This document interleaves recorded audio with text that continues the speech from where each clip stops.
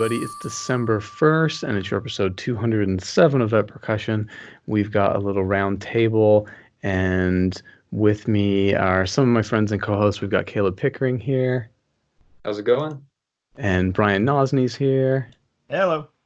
And as advertised was Brian Bloom, but he couldn't make it, so if you want to just tune out now, go ahead. But stepping in is Bill Shaltis from Memphis. How's it going, Bill? Good, excited to talk about Tool. Yeah, we'll have to save it for when Ben Charles comes. Ben's on his way. He'll be a little late. Also, Tracy Wiggins is going to stop in. And also here is Ksenija Shostakovich. Thanks for marrying me off well. Thank you. You can tell I planned that. Yeah. Ksenija Komljenović is here. How's it going? Hey, well, how are you? Just fine. Brian, do you want to kick us off with what you've got prepared here? Oh, sure. My contribution. Let's see. LaCroix tastes like it was made by a society in which flavor is the scarcest natural resource. You're welcome. I'm a fan. Yeah, I am too. Hey, did anyone do anything really musically interesting over Thanksgiving break? I played Harry Potter yesterday. Did 2 performances of Harry Potter and the Chamber Secrets, so that was mind-numbing. I interpreted that as I had to think about that for a second. I first heard that you played like Lego Harry Potter. That would be much better. I heard that book's really hard. The book, yeah, it's the longest movie. So it's a 3-hour service, and we did 2 of those back to back with like 3 hours in between. So by the end of it, by the time he's hitting the basilisk for the second time, mine's about done for sure. Yeah. Are you playing timpani on that? No, this was a percussion book, primarily marimba, with a little bit of accessory stuff sprinkled in. Mm-hmm.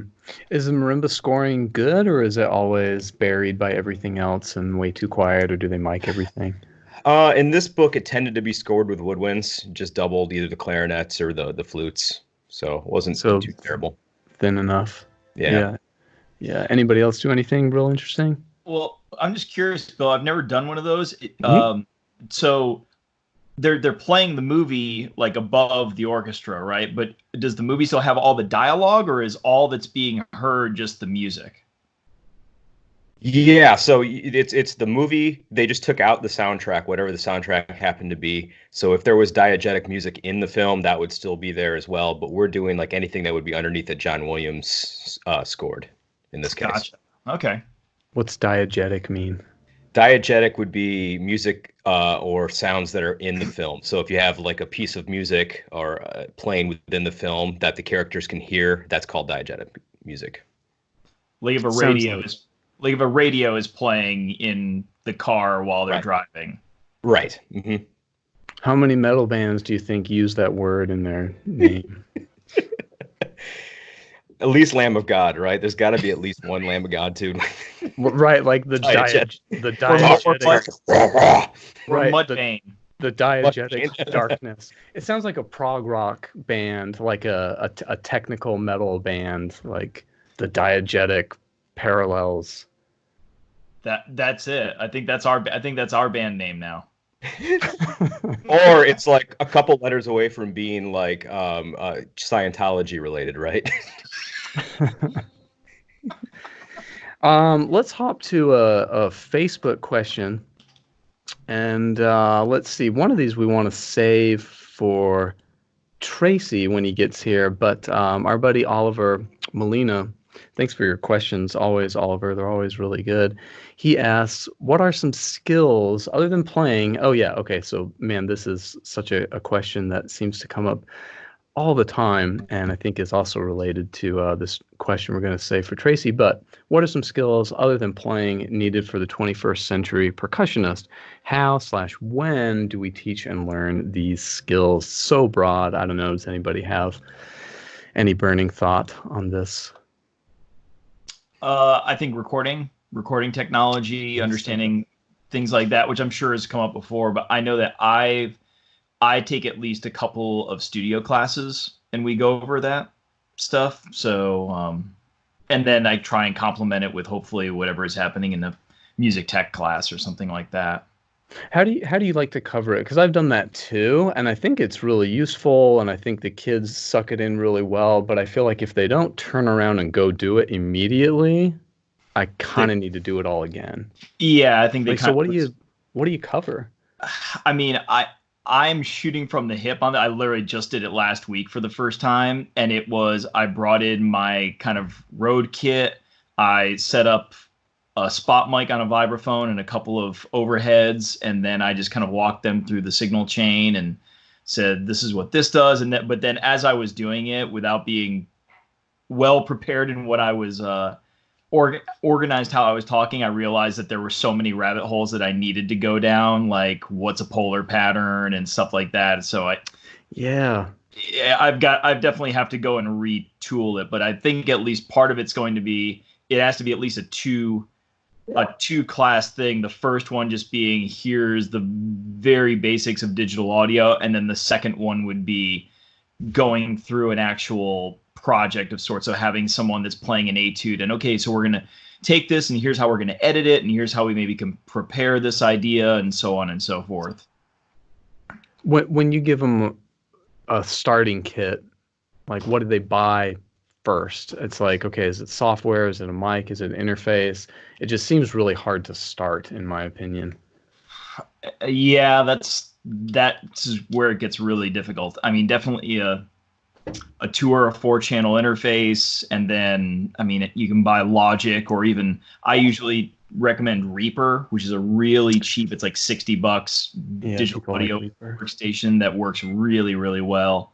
And then just whatever pair of mics they can afford to start with, whether it's a pair of like a Rhodes NT5, or if they can go up to I can't remember if I mentioned it. There's an SE electronics set called 4400s that I've AB'd with like 414s. They're almost identical, and they sound. It's really hard to tell the difference, and you can get a stereo pair for $1,000. So $1,000. It's really cheap when you compare that one 414 costs more than that to a degree. So yeah, right. Caleb, what were you going to say?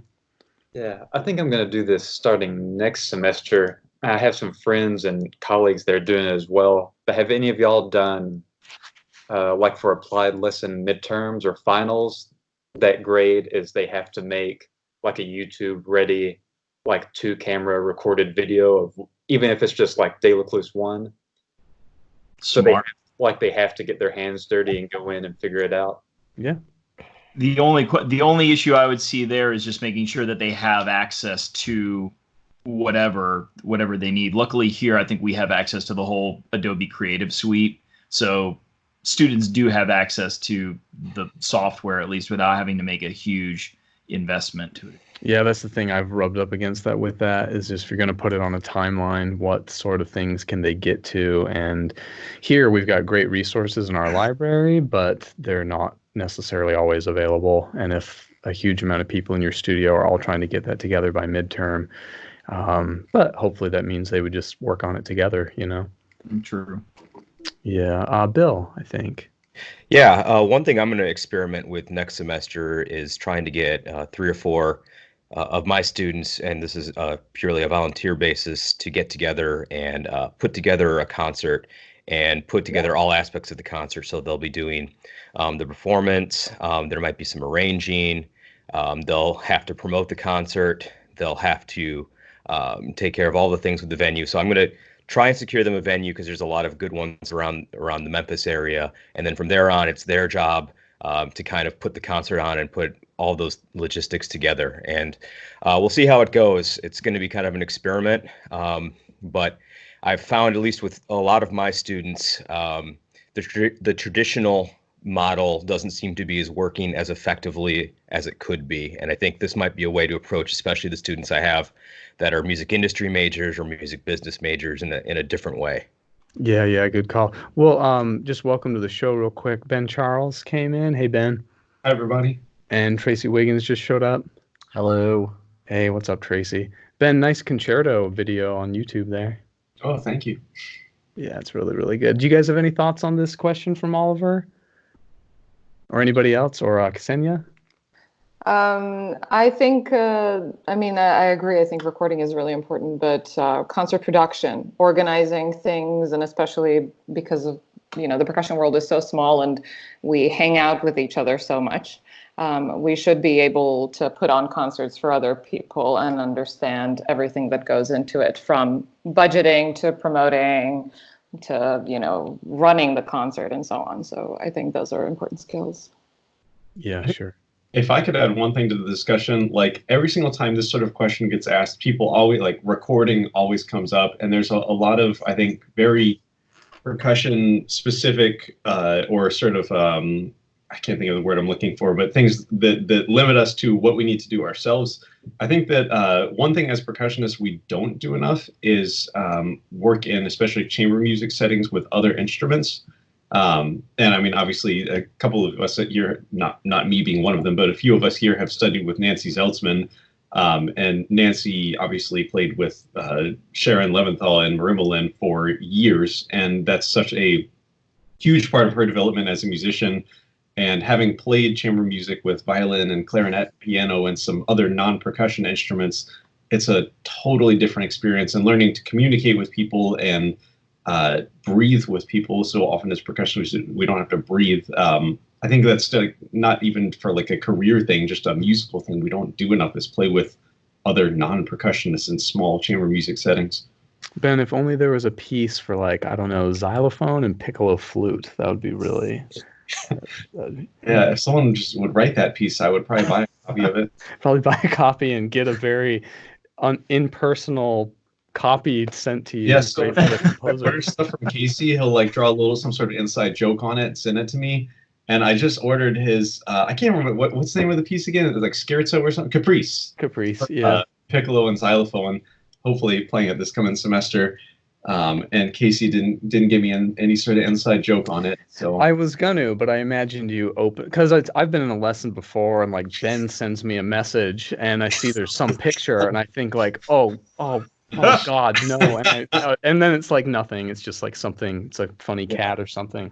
I know better than to open a package from Casey in front of my students. I'll do better. I'll do better next time. It'll be a whole like, your package can be found here, but you must it'll be under the park bench. So I will say that I made that statement about what I just said, not even thinking about the fact that I just bought Casey's piece for that. But if anyone wants a copy of that piece, I'll be putting it on Scribd. So and if you can't get that, just comment on my YouTube channel, say where can I get the score for Casey's piece. I'll email you a PDF.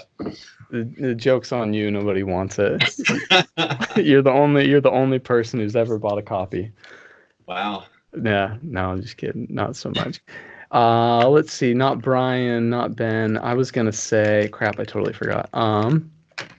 Oh, I know what I was thinking.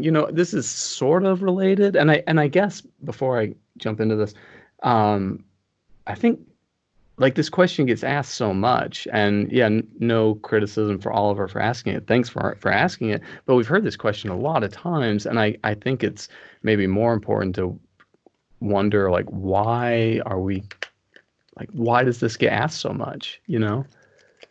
I think like also not to oversimplify the problem here, but I think the best way to get into these things is like unintentionally. Like Casey talks about, like if you're trying to do something in Finale and you can't figure it out, just figure it out. Like that's the best way to learn that software. And it's like if there's something you're interested in, like get into that thing. Like I don't think John Parks got into recording specifically to get into recording to make a career. Like I think John Parks just sort of liked recording and sort of dug into it. So yeah. I can state for a fact that John Parks got into recording because he had a kid, and the kid was keeping him up all night long, and so he'd be sitting there holding his kid, and meanwhile he'd be like just researching, and it just kind of kicked into high gear all of this. But that started. Sort of like oversimplifying it, but it's like just do something. Like that's what you need to do right now. It's just something. Yeah, well, sure. But I mean, it goes to it.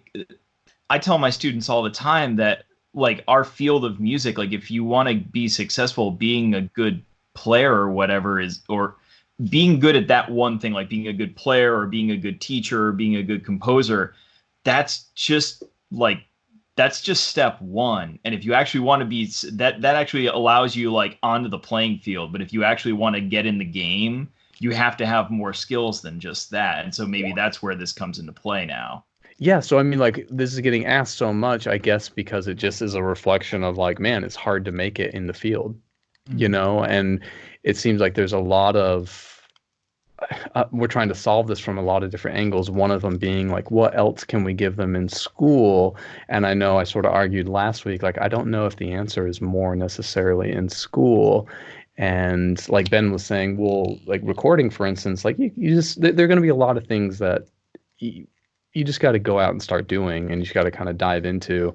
And if you need to learn a piece of software, don't do what the guy who wrote the War of Art book says. You know, don't let some form of resistance show up and say like, well, there's no class offered on Finale, so I just can't do it. I better not learn it. How is that going to work? It won't work. Which, by the way, is the other thing I was going to talk about. I was trying to decide whether to read this book, The War of Art. Have you all read that? It's a great one. See, and that's what I keep hearing, and I'm sorry, I just don't. I think it might be way overrated. I haven't read it though, so I don't want to give it like fair criticism yet on the show. And I was trying to decide whether to read it, and I listened to an entire hour on. It was called Notes from the War of Art, and then I listened to an interview from the author of it.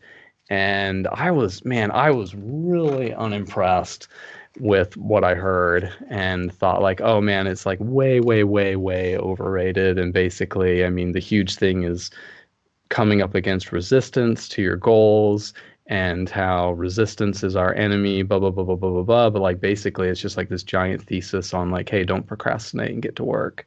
But tell me why I'm wrong, Brian. I mean, I don't think you're necessarily wrong. It's, you're going to take out of it whatever you want to take out of it. For me, I liked the way that he kind of put it. He puts it in realistic terms of like, listen, if you want to do something, then you should do it. Like, then go do it. And if you're not going to put in the time for something, then don't be surprised when you don't achieve your goals. Like things along those lines. Like, do we need a book on that?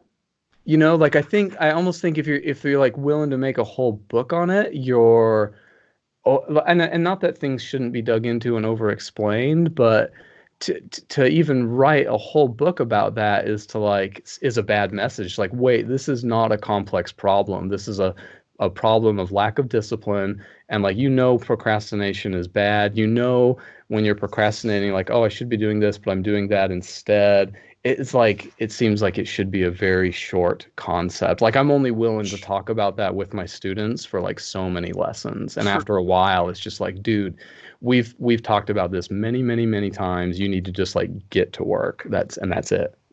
And I agree with you, but the reality, I guess what you could also say to that is, well, the book in itself is very short. It's borderline a pamphlet to a degree. It's very short. Some of the pages are literally like 2 sentences and then it's done. See, it's a self-help book. See, I mean, kind of to a degree. I think I've read it twice, and the second time I made a bunch of notes in it, and there were definitely things that I ran into that I was like, I don't know if I buy into that, but it's been a little while, so I can't remember exactly. I think I've more given it to people like when they've talked about composing, and they're like, oh, I start a bunch of things, but I never really finish, and I don't have the time to write, and blah, blah. Like, that's when I usually give them that book, is like kind of the kick in the pants to a degree. But I'm looking for how many pages it is. I've just heard like, oh, it's so, like, so many musicians have told me, oh, it's so good. I'm sure it's good. I just don't know if it's so good. Sometimes I feel like with not specifically self-help books, but sometimes I find myself saying a book that I think is good it's not that it's good, it's just echoes what I already do. So like I kind of mirror it, I feel like. And like I've heard the same thing a lot of like good percussionists say, or good musicians say, how good it is. But yeah, I haven't read it, but worth some thought. I think you're going to take what you want from it, and there's going to be good and bad on there's going to be both good and bad things. I think if you take the good from it and ignore the bad, then that's where the sweet spot is. Yeah, sure. Well, and I'm sure there's not bad in it. I don't know. I guess I get tired of hearing this message like over analyzed and over thought about, and it almost seems like instead of just getting to work, people are their new skill to conquer is like, why can't I get myself to go to work? It's like, dude, there's no trick. You just need to like go yeah. Well, and I've had this conversation with some of my other percussionist friends about, like, it seems like there's younger students now, like they keep trying to find this silver bullet of like the most efficient way to practice or the best way to do that. And it's like, at the end of the day, it's just get your butt in a practice room. But they would instead want to spend 2 hours watching YouTube videos trying to find like the most efficient way. It's like in those 2 hours, you could have been getting better, you know? Right. Well, and for every student, there's going to be an efficient way for them. I mean, there's not one size fits all, I think, with anybody. Sure. Yeah. Right. And we've said it before on the show, like you really need to go out and like discover that for yourself, because my method might not work for this person, might not work for that person. It's okay to have a starting point, of course. Like, yeah, go ahead and like try my method for stage fright or something, or performance anxiety. Sure. Well, here's what I do. But I've heard what so many people do. It's like nothing like what I do, you know? So to just say like, this is what works, do that. Like, no, you have to like get in there and do it. Like, I don't think anyway. Well, Yeah. But I think that's why books like this don't bother me, because just like with everybody's going to find a teacher that's going to put something in some way that they understand and stuff like that. I think the same thing with these kinds of books and the Malcolm Gladwell books and everything else. They all put things in different perspectives that somebody may get, and so it may register with someone. It may not with you, point. But you may not be the target audience for it then. Yeah. But I mean, like, I don't know. I guess I think there's so many books like this, like Peak, Angela Duckworth, Grit, this book. I guess I just think like, man, if someone was going to, I don't know. I feel like there's a lot of things I'd recommend first for people to read. Even if it's just like, man, read a Brahms biography. Like, I think that's, I don't know, that's like really interesting and motivating, you know, and might add a lot more depth to like your artistry than this whole essay on a thing that I think we actually all know is obvious. Like, we all know, like, dude, you just got to get to work. Like, this is just called discipline, you know? I will say, Tracy brought up the name Malcolm Gladwell, who usually comes up when we talk about the 10,000 hour rule. And that's in his book, Outliers. Yeah. And he has 3 pretty famous books, Outliers, Blink, and I can't Tipping Point. Tipping Point. Yeah, Tipping Point. And then a few years later, he released one called What the Dog Saw. And he just, I think in the past few weeks, released one called, it's either Talking to Strangers, or I think it's Talking with Strangers, that I just started reading. And I like the Malcolm Gladwell books because, as Casey's saying, a lot of these books kind of say, like, here's the issue, here's what you got to do. It reads like a self-help book. The Malcolm Gladwell books, I think, do a good job of striking a good balance between almost like a scientific inquiry, but also just sort of a talking point, or a thinking sort of jumping off point for, okay, this is how people came up with this idea of the 10,000 hour rule. And like the takeaway of the book isn't practice 10,000 hours and then you will be a master percussionist. It's like, okay, so here's how people got to their 10,000 hours. But anyway, his most recent book, which I see Ksenija is not a fan of, I just started. Oh, thank you, Ksenija. I'm not a fan either. It's really interesting. I mean, just teaching lessons. I think it can address. It basically says, like, you know, we tend to approach conversation as a like trying to find simple problems to complex solutions, and often people aren't seeing eye to eye. But I would love to hear why Ksenija doesn't care for Malcolm Gladwell. I will say, if I can answer that question for myself first.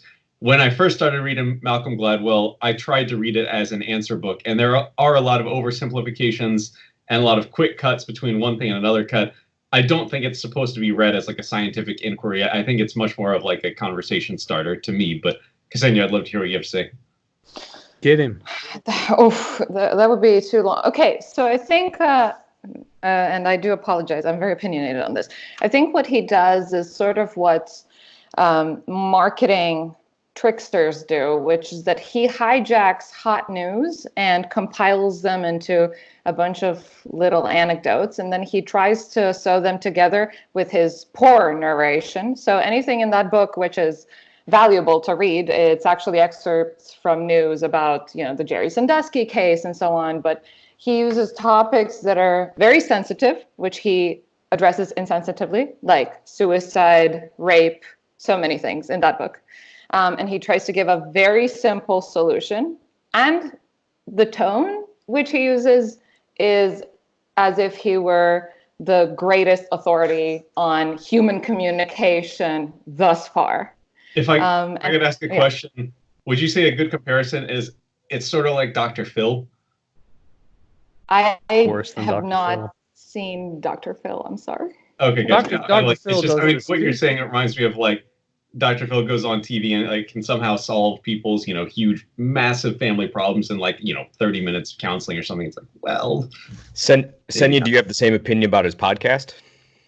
I have not listened to his podcast. I've only read his books. I cannot say, obviously the man has figured out something in writing or publishing or whatever to reach a very big audience. Kudos. People read, great.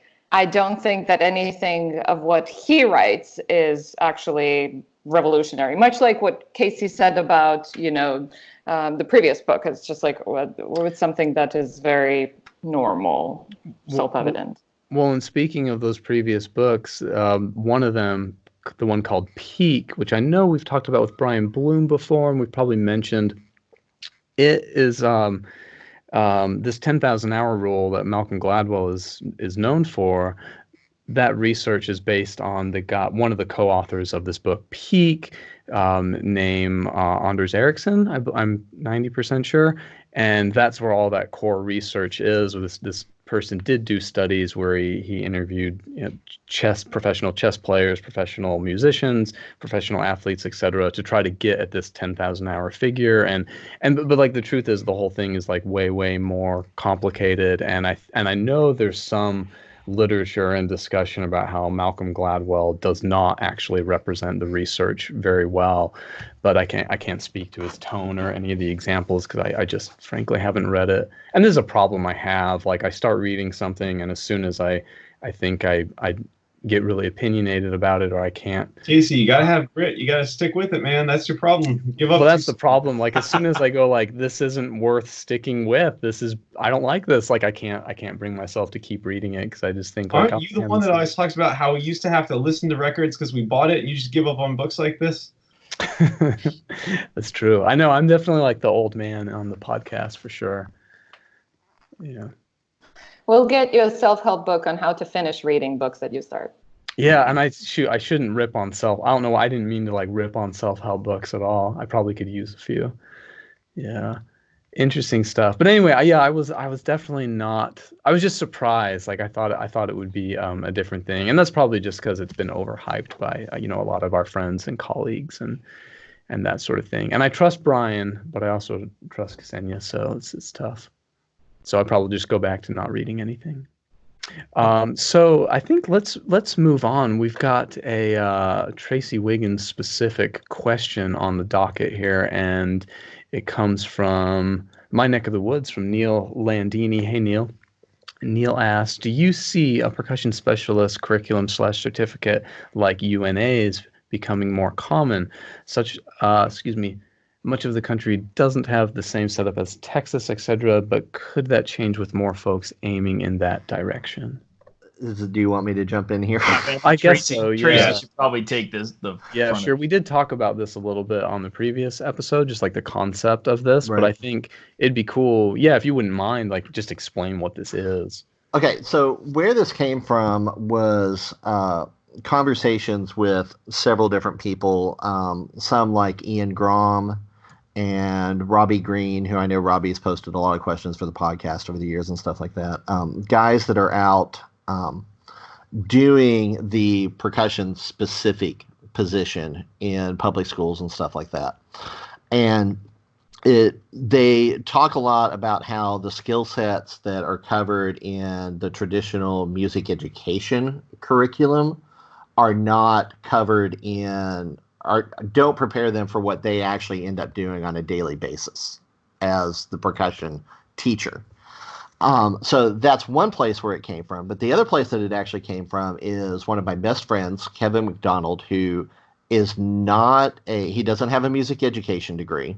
He is actually an English teacher in Oklahoma, but he's also the guy that does the percussion section for the high school that he teaches at. And I think we all know a lot of people that do that as well. They have a totally different career, but they also like working with the percussionist, working with the drum line and everything. And John Pratt, yeah. And so the idea behind this was actually to help with both of those areas. So the percussion specialist certificate that we have here, first of all, it works here because we didn't actually have to add any courses to get it started at the school. Because we have a very large entertainment industry program, because it's tied into the whole recording studio history of Muscle Shoals and stuff like that. So the MIDI classes and the electronics classes and stuff like that are in the degree, we didn't have to add. We have a theater class that's in there, and what it is it's basic theatrical design. And that's tied into the whole indoor drumline and outdoor drumline and stuff like that, where the person that's running it oftentimes has to be able to come up with a visual concept and stuff like that. And so they take one class in that. They take composition lessons.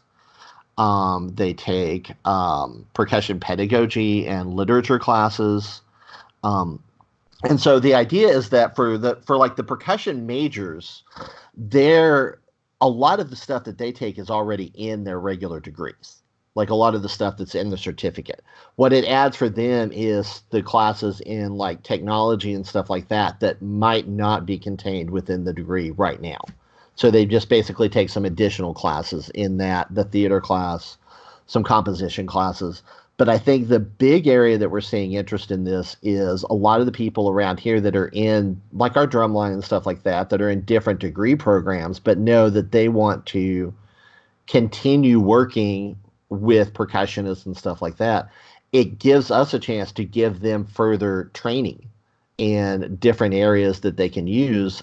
And that's a benefit for us, because the better we make the people that are going out and working with the students that are going to be our recruiting base, the better the people that we're getting are going to be.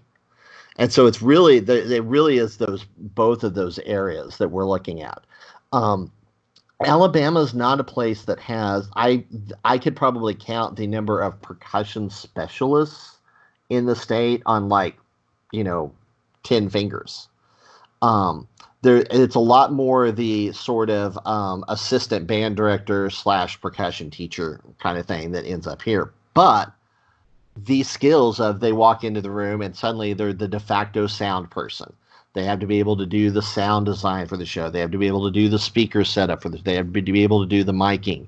The schools want an indoor drum line. Well, they've got to be able to do some visual design and stuff like that. Like all of those are skills that are even expected that just aren't covered in the traditional curriculum as we have it now. So we're trying to address that. And, this kind of harkens back to the whole, what other skills do we think people are going to need to have and everything? Well, these are some skills that in talking to people that are out doing this have come up pretty regularly as things that there's no matter what we do, there's going to be a lot of hands-on that they have to learn on the job. But the idea is to at least give them a running start into it before they have to go out and learn everything about it when they're out actually in the field. So if I could follow up to what Tracy has to say here, Neil asks, much of the country doesn't have the same setup as Texas, et cetera, but could that change with more folks aiming in that direction? And I would like to sort of answer this question by citing the person that asked that question. So I don't know if Neil remembers me, but Neil teaches in Powhatan County, which is the next county over from where I grew up. And Neil, I think, was just starting there when I was in high school and is still there. And when I think of Texas, they have percussion specialists everywhere. And Neil sort of created a position for himself as a percussion specialist at Powhatan. Powhatan is not a very large county with tons. I think there's only one high school in the county. And he has like one of the largest drumline programs, if not the largest drumline program in all of Central Virginia. So Neil clearly figured out a way to make it work. And I think Powhatan, the county itself, did a good job of supporting the arts. But yeah, I think that Neil is pretty firm evidence that you can have a percussion specialist and a very large percussion program outside of Texas. And it just takes someone driving that.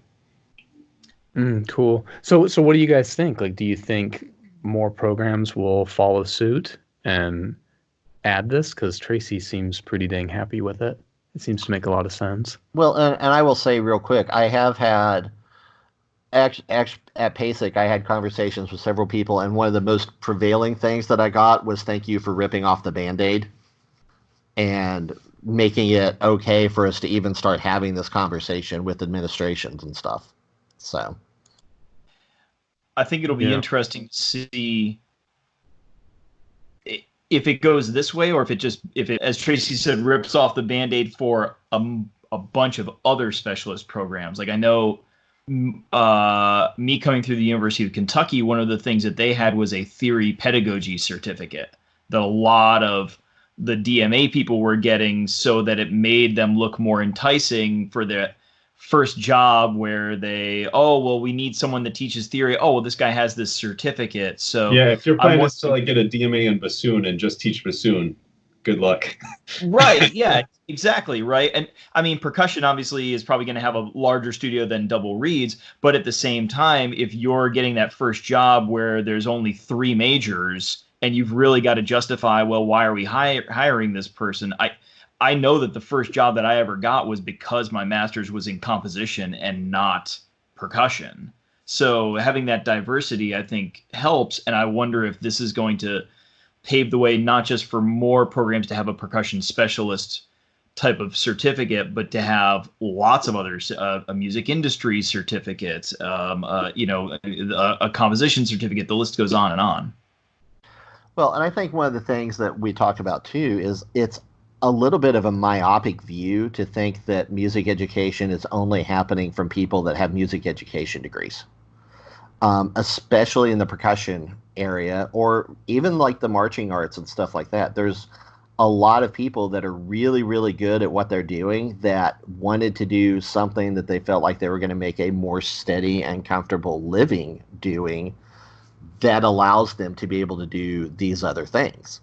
And so I think that one of the things we were trying to do is make sure that we were getting them as much information as we could as well, because I actually think that that's where a lot of our market, at least here, is going to come from, is people that are, I mean, music education is a scary thing for a lot of people to go into right now.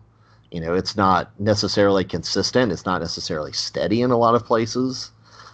Programs are getting cut left and right. And so this is a program where people that are still wanting to be able to teach and stuff are getting some of the information that they're wanting to be able to use that without feeling like they're like kind of stuck in the traditional music education route, one-way route straight into a middle school band room kind of thing.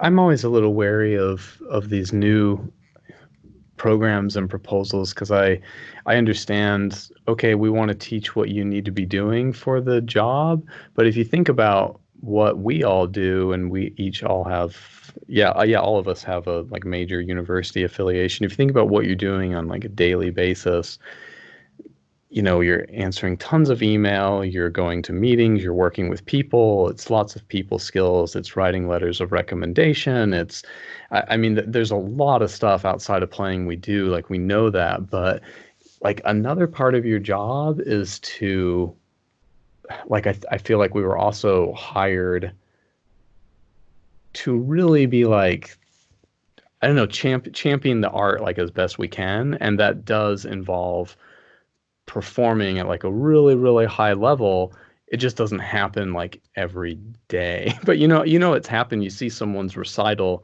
and you're just blown away and you never forget it. And yeah, sure, like that person does not perform that recital day in and day out the way they do a lot of these menial tasks. But I just worry like, well, okay, when we teach these job skills, what are we giving up? I always worry like, is there something we'll be giving up in place of that? Because we got to fit it all into 4 years. Well, and I'll just throw in that there are like, they do have to take like lessons and stuff like that too. There are like performance-based requirements. So we're not just like teaching them how to like push buttons on a computer console and then go, okay, go out and teach the percussions. Right. There are like some other more traditional skills involved and everything too. The whole point of this was try to address the things that weren't being addressed. Mm-hmm. Well, and I think this kind of comes into play with Casey, what you're saying about, well, what gets left behind, if you will. This has been brought up numerous times now. I think Ivan Trevino put up his blog post at one point of like his ideal music school of the future type of thing. And we run into this all the time now. Well, okay, nothing at all against the things that I'm going to say right now, but like things like, okay, do we really need to be studying Renaissance music history anymore? Like, is that something that we need, or is that something that kind of maybe needs to fall by the wayside? And then if you're going to be a musicologist, then you study that in grad school, and we can take that course, that early music history stuff, and now we can maybe study something else, that is needed, like technology or theater design or insert whatever here. And the same thing can be said for theory. It could be said for educational course. Like, what do we sacrifice at this point? Something's got to give at some point. Yeah, I was going to basically ask the exact same question as Brian. And it's like, how, no one wants to sit here and say, well, we should cut theory 4. But I will say that without adjusting the amount of coursework or anything like that, I think our music history is all out of whack, or at least my experience taking it, where the first course was basically antiquity up to Bach, and then the second course was Bach on, when most of what we perform now is Bach on. And not only that, I think a great analogy would be if you were going to teach a class on rock and roll history. Well, if you really want to talk about rock and roll history, there's a lot of places it emerged from, and sort of maybe you could say jazz was a direct predecessor, but then jazz kind of evolves out of like European musical styles and African rhythmic elements. So we really have to go back to like Ghana and study like Ghanaian music and study Beethoven. Like, if you're going to talk about rock and roll, like it starts like 1949, Fats Domino, the Fat Man. Like, that's where it starts. And you can talk about rhythm and blues right before that, but there's a certain amount of digging back in history where it's not to say it's not relevant, but it starts to get so far beyond a practical viewpoint of what rock and roll is. And so I feel like we do the same thing with music history. Like, yeah, it's important to know what came before Beethoven, what came before Bach, but I don't know of anyone that performs Leonin and Periton. And yet we spend like an entire week talking about, super, super old music. And I'm not trying to say it's not relevant. I'm just saying that we, like, in my music history classes, I don't think we discuss Brahms or Mahler. Not kidding, at all, at UNT. I don't think we did a single time. Definitely not both of those, and also Strauss. These are like super influential, huge romantic composers that we're all going to be playing works by at some point. And we didn't cover them in our music history survey course. And I took a symphonic literature course where we did end up covering them. But that's sort of like, to leave out Mahler out of music history is sort of weird to me, but we did. Ben, I only have one objection to what you said. You can't call Mr. Domino the Fat Man on the internet these days. It's not allowed. Do you guys know that song, by the way, The Fat Man? No.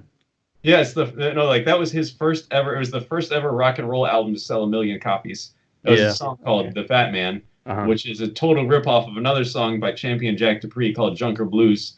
But yeah, that's getting on a tangent. But this is always a big debate, right? Like even within, like, let's say, okay, let's agree we're gonna do the traditional history survey courses, and we're gonna do antiquity through Baroque, classical, and then romantic through 20th century or whatever, however you break them up. But that's always a thing. Like, you always hear some like super opinionated person going like, "What, you're gonna talk about Philip Glass instead of Steve Reich. How dare you? You know, Yeah. like but I mean, it's just it varies from teacher But to I mean, teacher, and if right? you think about how much has happened in music from, say, like 1990, when our music history teachers were getting their PhDs, to now, like Steve Reich has done a whole lot of stuff from 1990 to 2019 that if the person teaching the course is just referencing what they studied in 1990, that, you know, they went up through 1950, and, you know, it's like, it's just, I ironically, like, I don't think music history is current enough. It almost makes me wonder if we need to We didn't even study Brian Nozny in my class. It almost makes me wonder if we, like, have any of you ever tried to learn a piece backwards? You start at the end and work your way backwards. Yeah, sure. Okay, so I almost wonder if that's the way we need to go with history now. It Is almost seems like start today, say, okay, the last 50 years is going to be one semester, and then from there we go back and we go, okay, the next 100 years maybe is the next. I wonder if that's the answer to this now. We took it's basically, you have to either choose a JMU for the DMAs. You have to either go down the theory path or the history path for kind of your side specialization. Choose But we had wisely. one where we were doing, we were talking about non-traditional class structure in music history courses, but they were saying that that's becoming kind of a trend, is to start that reverse cycle of like start with what's important, and then they start cutting off from there. So they start kids with, I don't think they started with today. I think they started with like the hits, like they started with Beethoven and kind of went up to Debussy, kept going, and then, you know, at the tail end they sprinkle in the Renaissance and medieval and all that stuff, and Baroque as well. Bill?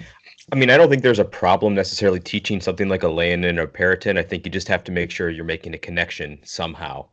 Like that you're not just saying, okay, we're just going to learn this because this is what the books say we should be doing, and this is how it's always been done. I think if you can somehow relate, you know, Leonin and Peretin to what you're currently playing, or if there's some connection that can be meaningful, I think there is meat on the bone there.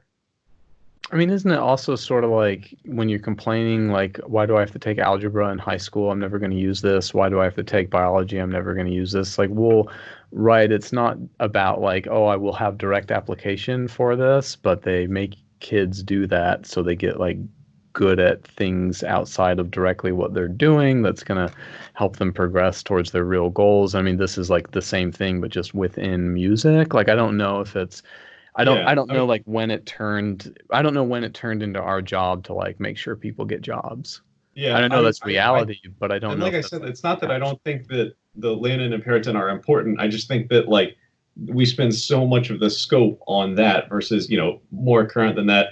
And I feel like a lot of like where we start in music history is just like we start with the earliest example we can find of music. Like I remember we did the Epitaph of Psycholos, like the first piece of like recorded music we have.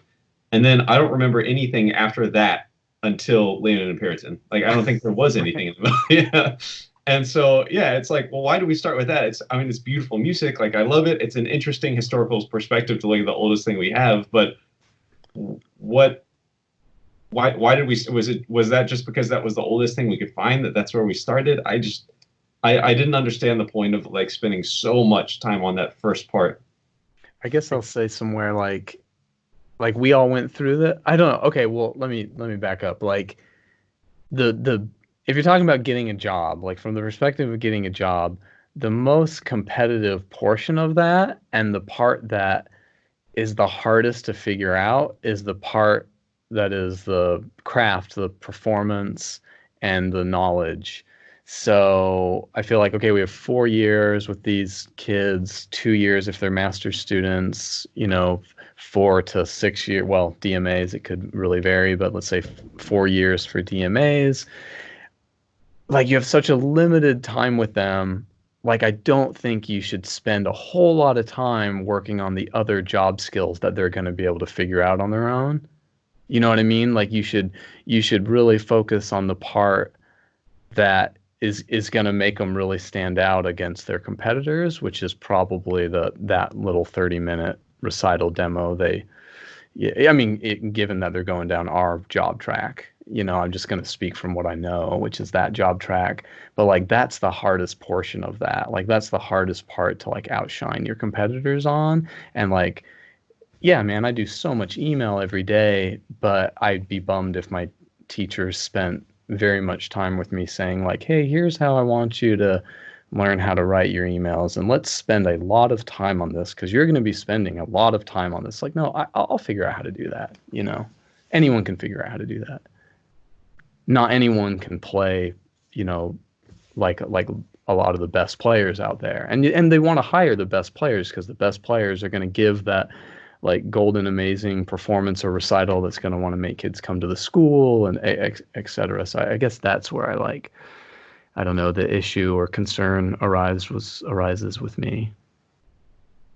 Well, and I agree with you, Casey, that the applied side of things is not what needs to be sacrificed. But I guess where we've been going with Ben and everything is that there's, for lack of better terms, and this is not to paint theory or history or anything in a bad light, but I think that there's fat that could be trimmed in other areas to make room for these things that in today's job market, whether you're going to try and get a high school specialist position or a middle school director or whatever, I think there's places that we can trim the fat. Yeah, well, and I guess I think if those courses are done right, like that, I know that it's so cool and hip to like break tradition now, but like the old conservatory model has ear training theory, history, and performance like all like interwoven. And if they're done right, and I mean I had frustrating music history experience in my undergrad, and then I took my 20th century music course, which was separate, which was just like fantastic. I mean, it was a world apart different. And Bill, I think at Boston Conservatory, did you have Elizabeth Sides? I did, yeah. I think we were in the same class together. Okay. Like yeah. I mean, late romanticism. Romantic, she just totally blew my mind. I mean, Elizabeth Sites is just like totally retuned how I think about music history. And then it also happened at Rice University with theory for me. So yeah, I don't know. It's like, yeah, it's complicated, but I think in answer to Neil's question to begin with, yeah, I think more programs will keep coming up with creative ways to have more offerings. And it sounds like Tracy, you guys, sounds like you've all done it well. Who? Neil, the guy who asked the question. It was a joke because we got so off topic for. Yeah, because somewhere we went from percussion specialist programs for like public schools to preparing the perfect recital for a 30-minute collegiate teaching audition. It's fine. It's all right. Should I edit? Yeah, should I? I'll edit these last 40 minutes out. I mean, if you need, just play Casey's duo for piccolo and xylophone for 30 minutes. Just the xylophone part. Yeah. Oh man, you're brave. That piece. No, I like that piece. I would say it's a pretty annoying combination.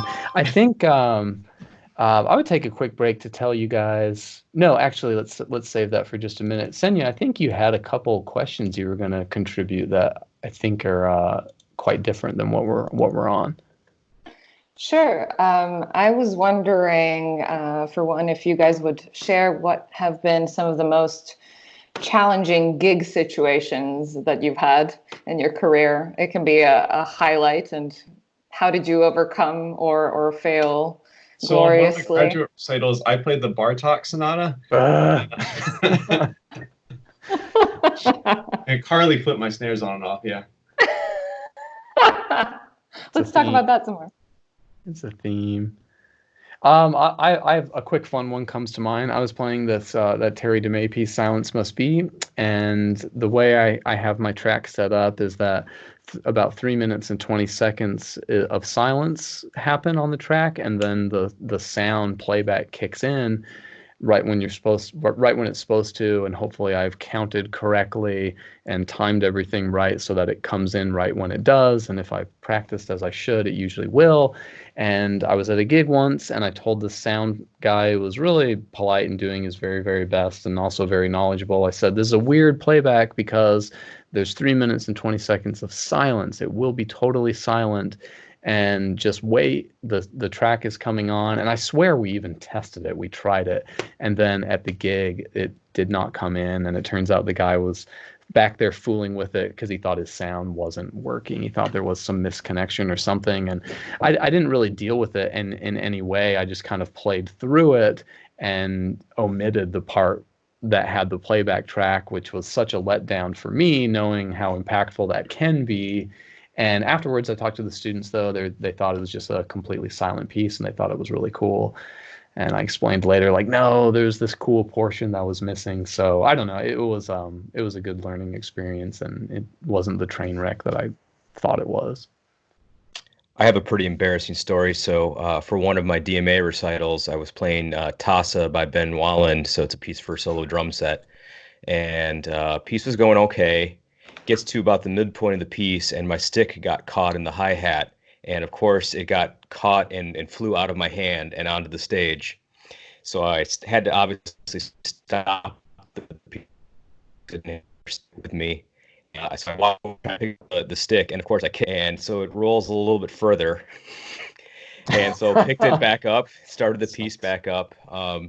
And the rest of it was okay. But it was, I'm glad.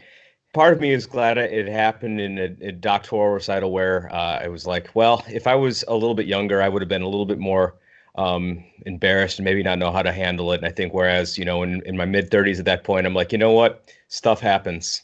You got to keep going.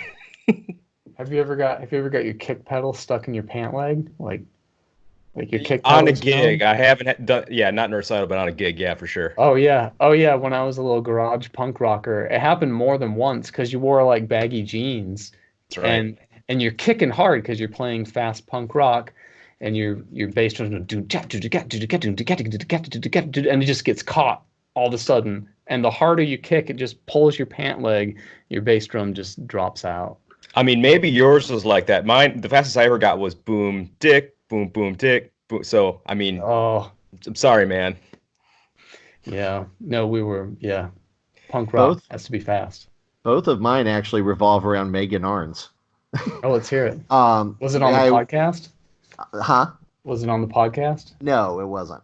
I went over to Amon when she was teaching over in Jordan, and I was doing we were playing with the Amon Symphony, and one of the things was we were playing Star Wars, and the timpani that we got were from the Jordanian National Military Band. And there was, first of all, only 2 drums, not the same brand of drum, neither of which had actual working pedals or working heads. Side note, sorry to interrupt. Skills percussionists need to be able to have fixing weird timpani. There you go. There's the answer. And so I had to play Star Wars on that setup. And then also was doing a clinic thing over there, and was going to play A Minute of News, the snare drum piece. Well, the snare drum that they gave me didn't actually have a working snare strainer. And it also barely had a bottom head. So I was having to push the snares up from underneath to on the parts where the snares had to come on and off and everything. So yeah, there was that. Sounds impossible. I have a similar one to Tracy with walking into play with some symphony group for the first time, and we were playing some contemporary piece where I'm like, I think I need 5 drums for this. My God, and I'm writing all these tuning changes, and oh God, what's going to happen? And I walked in, and there were 3 fiberglass timpani. And my friend, who was also playing the gig that had played with this group before, just came up and patted me on the shoulder and said, "Welcome, have fun." So, and I'm sure you did fine. Sure, we'll go with that. Well, Ksenija, do you have one? Yeah, I think. Well, the first time something bad happened, I think it was my first year of playing percussion, and we went on this tour around Serbia to play various elementary schools, and of course, those kids were really difficult to keep their attention. And I had a vibe solo, and our vibraphone was sort of like the Georgian story. So I pressed the pedal, and the vibraphone just fell apart. And it crashed to the ground, but I dropped my mallets and tried to catch it, and I was much smaller than I am now, so it was really difficult. So I was sort of like leaning. The kids were they were laughing at me, and my professor and all of my friends from the studio were just standing behind the curtain laughing. None of them jumped in to help me. So eventually I just, landed on the floor, and it was like, we have a great story to tell when Ksenia's vibraphone fell apart. And you weren't laughing. You were like distressed. No. I mean, I was at first I was really scared because the legs of the vibraphone just went and it fell. But when everybody laughed and I turned around to my professor in panic, thinking, "Oh my God, I'm so sorry. What did I do?" Blah blah blah. And he was just laughing really hard and was sort of like, No, don't go help her. Just let her be there. I was like, okay, so this is just a comedy sketch. It's fine. Yeah. I will say, like, if I could say, like, the common thread between all of these, and I had one where, I think I told the story before, I was playing third construction, and at Illinois we had these little, like, X sort of things that you could mount the claves on, and I leaned over, I had my stuff on a music stand, and I knocked my music stand off with all my sticks, the clave, everything just went down mid-performance. And I remember I quickly evaluated, like, what do I need? Okay, I can go on without that. And I finished the piece just fine. But I think the common thread here is all of these, like, horror stories we have are all just equipment malfunctions. And I always tell my students, like, there are certain things, like, if you go to play your marimba solo and someone's left the snares on, stop, go turn the snares off, and start your piece again. Like, no one is going to think less of you because you stopped your marimba solo to turn the snares off. It's not like you didn't make a mistake, or you break a stick, or you drop a stick. Like, stuff happens. Just pick up a new one. It doesn't, like Bill was saying, like, it doesn't mean you have a bad performance just because something happened. Did anyone see Andy Harnsberger's performance at PASIC?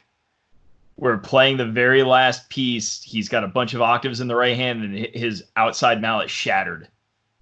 Just snapped. And it was like this complete rock star moment because it was one of his pieces and he's into it and he's playing great and he went, "Oh!" And he just kind of kept going, and then he got a break from it and he threw down the shaft with a broken one and just played 3 mallets to the end, and by the end just like the whole place went nuts and stuff just because it was just one of these great moments where the mallet broke. It happens. What are you gonna do, I broke both mallets on a suspended cymbal roll playing Varese.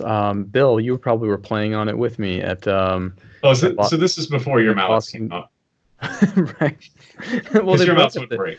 They broke at the shafts, both of them. It was the weirdest thing. It was Varese. Why can't I think of that piece for brass and percussion? I know what you're talking about. Was it hyperprism? Yeah, hyperprisms. Yeah, exactly. And there's just a big suspended cymbal roll, and I just did it, and man, both mallets broke just together. I didn't nick the mallets on the cymbal or anything. Just so much technique, did it. So mallet companies manufacture better products that don't break, don't shatter under normal use. I guess that's what we're hearing. Yeah. Well, hey, speaking of PASIC, I didn't go, and I'd just love to hear if everyone had to pick a highlight, what might it have been, and maybe a quick why. I wasn't there, but Theo Milkov. Period. Okay, I had an absolute favorite. It was the Trump showcase, and it was amazing. They brought over Kai Strobel, who recently won the ARD and won Trump last year, and Alexandre Esperet, who won in 2012. And the two of them had a shared recital, 30 minutes each, and it was really incredible. Both of them such powerhouses. Cool. Very diverse music. Really, really, really amazing. I was blown away. Did anybody else show up for any of that or not? Sadly, I did not see that. I guess not, but Alexander is absolutely amazing. I admired his playing many times. I actually sent him a message one time to try and get him on the podcast and didn't hear back, but Alexander, if you're out there, we'd love to have you. Oh, yeah, he's hard to get a hold of. Don't take it personally, I think. Yeah, anybody else? Brian Mueller gave a great kind of arranging for a marimba clinic where he talked about improvisation and how arrangements can come through that. That was really good. And then all the showcase concerts are always great from Colorado State was great, and Square Peg Round Hole was great. So there was a ton of just great concerts like that. Has anyone seen Third Coast? I did. They were great as well. Third The Coast is the great, Danny yeah. Elfman piece, I was elated to hear that. Right?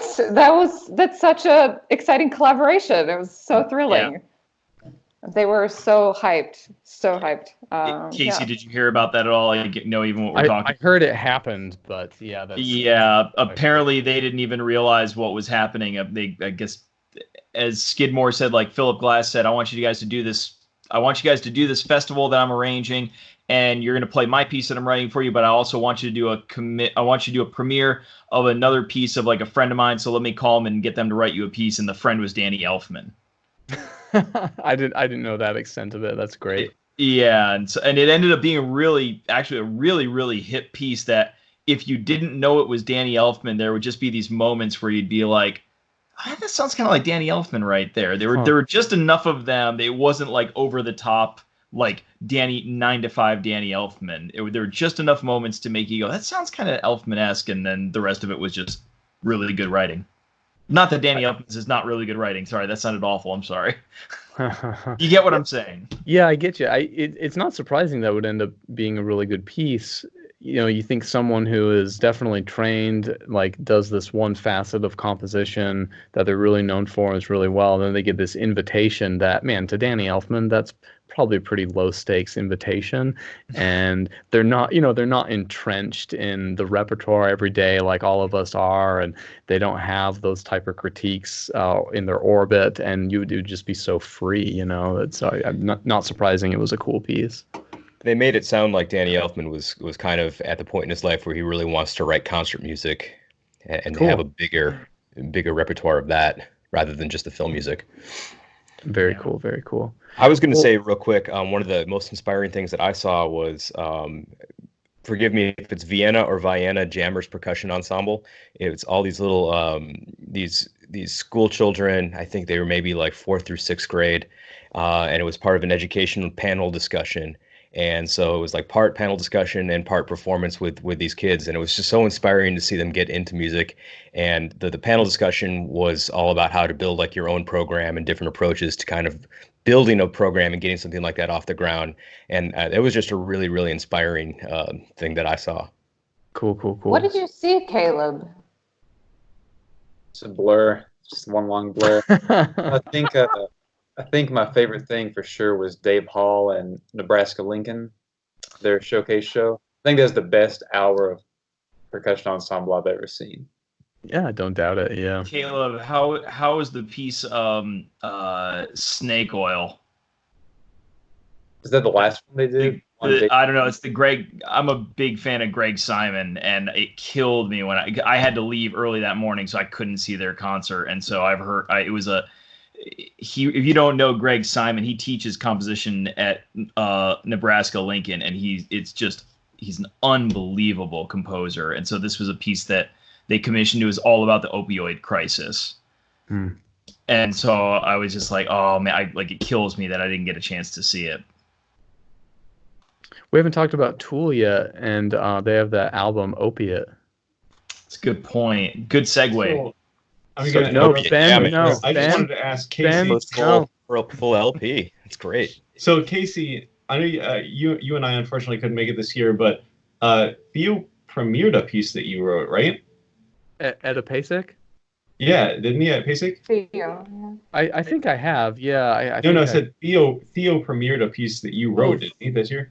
Theo, yes, he did. Could you tell us about that piece and what it was like writing for maybe the greatest virtuoso of our instrument?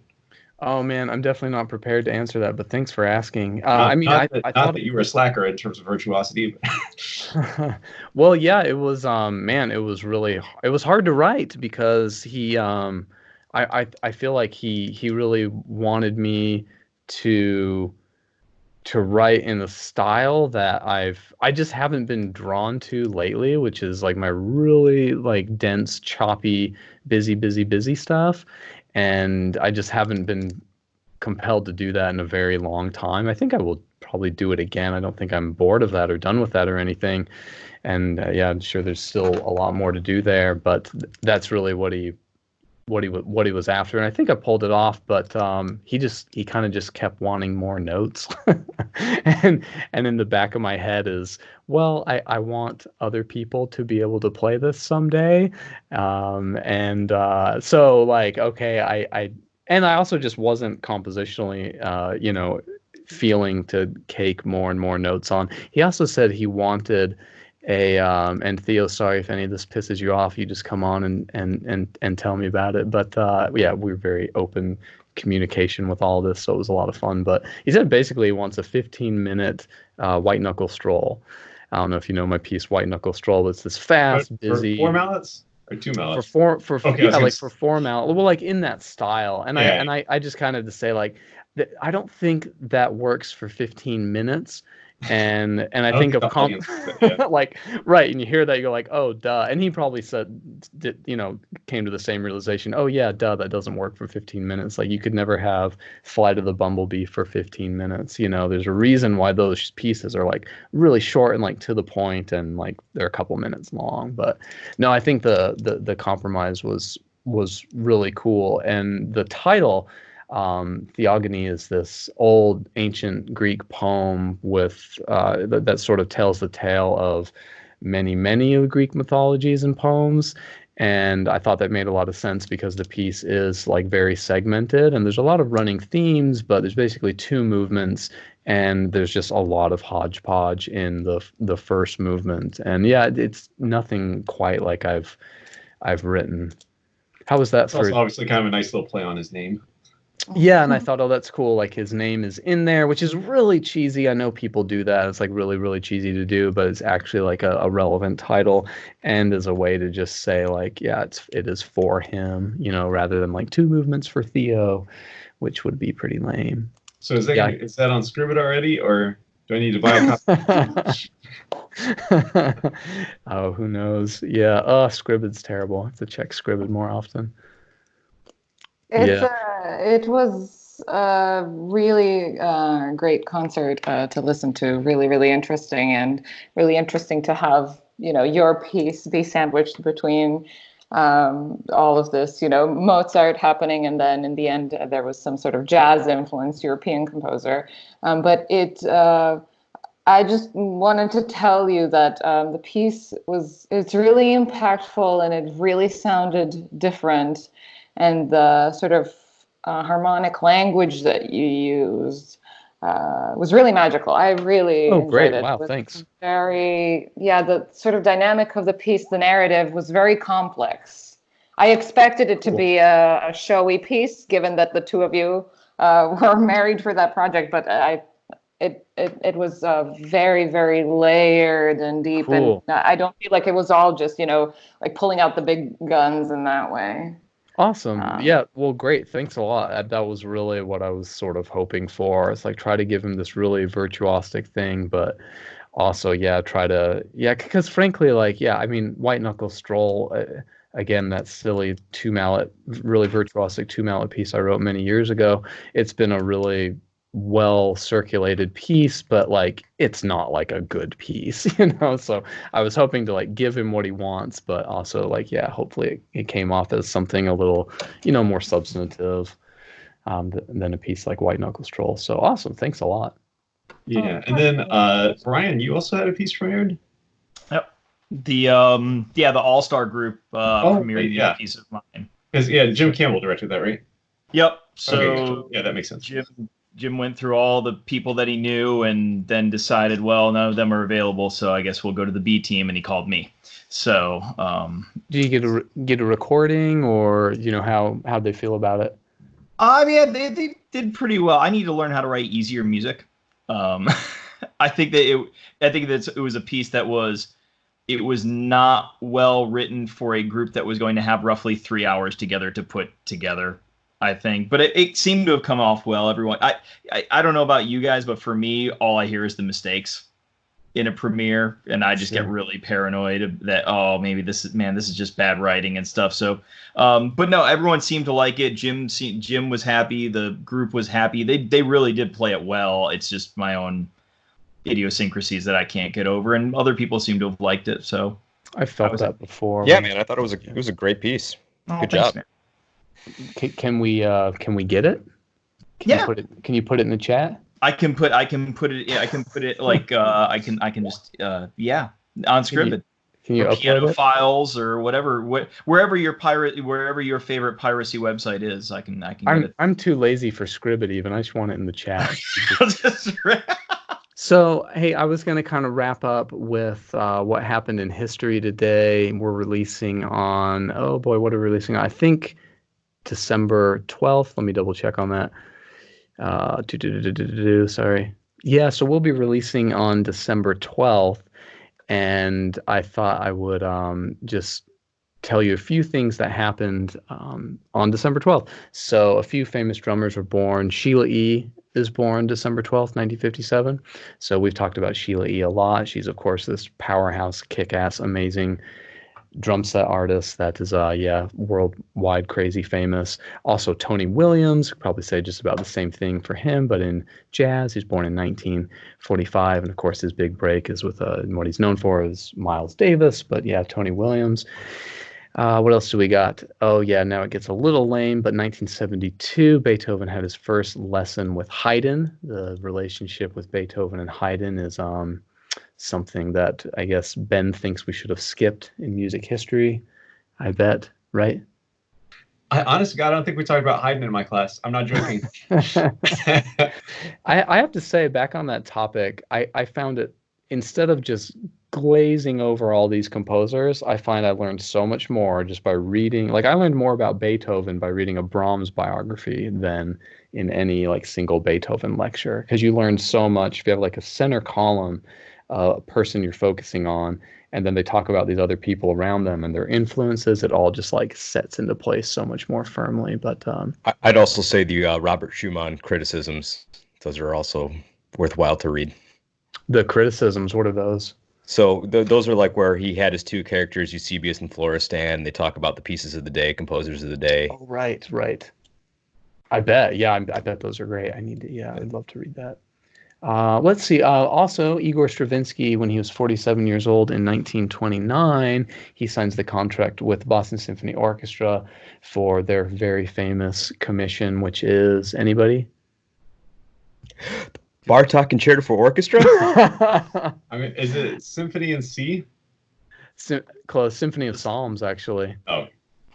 Yeah, that's the Boston one. I actually was thinking of that it must be something pre-Symphony of Psalms too. But anyway, okay, another quick one, and I just included this as well as the Stravinsky because I love these pieces. But yeah, I love Symphony of Psalms, and also La Valse is played for the first time. I usually skip premieres for these little things, but I love Ravel's La Valse. It's just one of my favorite pieces ever written for just a whole lot of reasons. So that's premiered. And also, this is interesting, in 1950, the name of Aaron Copland at age 50 is placed on what's called the U.S.'s Prominent Individuals subsection of the Security Index.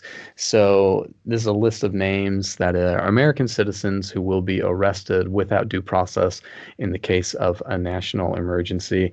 So if you know anything about Copland, you probably know this is was well known, but the U.S. government had Copland under a microscope for 5 years. It lets up 1955, and then I guess they continued to watch him after that, but they were watching his correspondence closely. Is it sort of like John Lennon? Sort of like they thought there was like a communist something or another? Like, okay, gotcha. Yeah, it seems like the paranoia was huge. Like, I mean, yeah. I mean, we could easily talk to a buddy living from in that time, and I'm sure they have a lot to say about what it was, what everyone thought back then. But yeah, they watched Copland very carefully, and so they thought he was a communist, which he repeatedly denied. And of course, this was a big deal back then. Someone named Quincy Hilliard, who is a composer and University of Louisiana music professor who has studied Copland's life and music extensively, laughed at this notion that he is a closet communist, and says, unlike other beginning musicians who studied abroad in the 1920s, he says that Copland returns from his first study in Paris bent on composing music that did specifically not sound European. Copland is, quote, very interested in writing music that sounded American and that most people would recognize as American. So yeah, Copland, as we know, blends jazz rhythms of the South, Appalachian folk songs, and cowboy tunes from the prairie to create what we know as like distinctly classical American music. I was just gonna say I got to work with Quincy Hilliard in like high school all district band, and we did Aaron Billy the Kid. Yeah. Oh, cool. Okay, cool. I did not hear that name, so it's good to know. Last thing, so 1971, on December 12th, the obituary for Mozart is released in the newspaper in Berlin, and this is what starts the big controversy and rumor over Mozart supposedly being poisoned. If you guys don't know, there's a lot of, folklore around Mozart's death and how he died and was he poisoned or not. And the quote is, because his body swelled after death, it is believed that he had been poisoned. So apparently I looked into this just a little bit, and apparently the poisoning rumor was started actually by Mozart himself. And the quote is, he's lying there sick in bed and says, "I am only too conscious that my end will not be long in coming. For sure, someone has poisoned me." So yes, hype probably would have happened whether they released it in the newspaper or not, but a lot of discussion followed and a lot of debate went on, and it sounds like it doesn't go on anymore today. But suspects: Salieri, right, Mozart's longtime arch enemy and composition rival. His wife Constanza immediately, I guess, blames and names Salieri as the culprit, as she, I guess, is also believed that he was poisoned. And this has been debunked because Salieri had no reason to do so. He was doing just fine at the time. They weren't like directly competing, I guess competing, maybe like ego competition at that point, but there was no direct like financial competition or anything that would warrant murder. But also, I guess Salieri apparently does claim responsibility for it when he's much older, but he's also suffering severe dementia at the time. So that's not the case. There's also speculation that Mozart maybe poisoned himself by treating his ailments with increased doses of mercury. And another theory is that the Freemasons killed him because he discloses their hidden doctrines and their secret rituals in the opera The Magic Flute. One other suspect is this amateur composer named Count von Welseg-Stupa, and he was, I guess, a lead suspect at the time. And this amateur composer had a reputation for commissioning new works from talented composers, who then he would steal their works, I guess, and try to pass them off as his own. And this guy supposedly is the person who anonymously commissioned the Requiem Mass for Mozart. So he was also a suspect. And we know better now, like all bodies swell. This is something that regularly happens. And he was suffering from severe edema before he died. His body was really swollen. And his son talks about how swollen he was. He could barely move. His wife talks about how he couldn't roll over. And he was, just like, it sounds like it was just absolutely terrible. And I think the leading theory is that it was strep infection is what we know today. So that's the fun stuff that happened on December 12th when we're releasing. Anyone have any updates on Hildegard von Bingen? So you're talking about the Facebook page, right? Yeah. Yeah. Can't believe we've never mentioned that on here. We'll leave it on a nice upper like that. Yeah, with this, really grotesque suspicious Mozart death. Bloated, can't roll over Mozart. Thank you all for listening. Hey, so public service announcement. Wait, Casey, who was it that kissed the skull of Beethoven or whatever it was? Oh yeah, Bruckner. Bruckner, okay, yeah. I knew there was some other dark, weird, creepy thing that we talked before. And Schubert too. Oh God. No, the eyewitness testimonies. Not only did he kiss them, but he really put his hands all through them and things. You guys like that? The Tool song "Ticks and Leeches" talks about how Bruckner kisses the skull. No, does it really? Sure does. Are you serious? Second verse. I missed that when I listened to it. Totally. I gotta go back tonight. Does it really? Wow, I have to they don't say Bruckner, I'm just do they? joshing. Yeah. I thought so. Okay. You can't do that. You sold it well, Bill. He did. Yeah. Hey, you know what my son says when I do this? Stop that. He says bug. Says Accurate. bug. Yeah. Yeah. It's a bug. Yeah. Like that. Yeah. Hey, so a quick public service announcement because I heard it today, and it's always a pet peeve of mine when people say antisocial. The word, what they are really meaning is asocial. If I have a party and Bill doesn't come to the party, he's not being antisocial, he's being asocial. If he comes to the party and starts hitting people and flipping over tables, he's being antisocial. So, public service announcement to all the misusers of this word. It's always bothered me. Who said this? Everyone says antisocial when they mean asocial. I say it all the time. Yeah. Yeah. I finally learned something on this podcast. It's great. And I say, but I've reappropriated it.